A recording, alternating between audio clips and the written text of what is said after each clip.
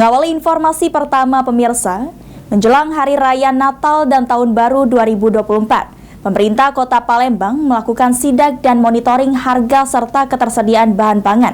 Dalam sidang tersebut, PJ Sekda Palembang Gunawan memastikan kondisi harga sembako masih dalam kategori stabil.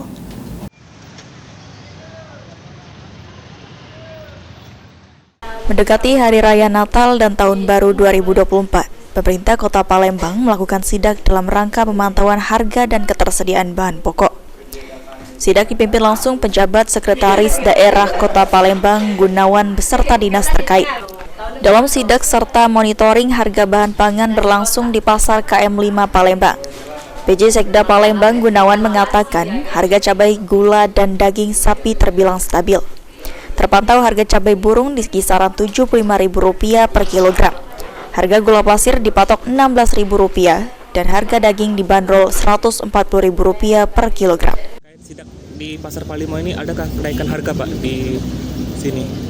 Ya, kita akan melihat harga, kalau di pasar ini kita lihat harga cabai, kita lihat harga minyak sama gula, juga lihat daging. Kalau melihat beberapa hari ke belakang, harganya masih stabil. Iya. Antisipasinya bagaimana Pak? Ya, dengan kondisi stabil ini ya kita syukuri, ya kan. Nah, situasi untuk ke depan mungkin masih bisa aman. Ditambahkan Gunawan, untuk kedepannya harga dan stok bahan pangan dapat dikatakan aman. Hafidz Zainul, PAL TV.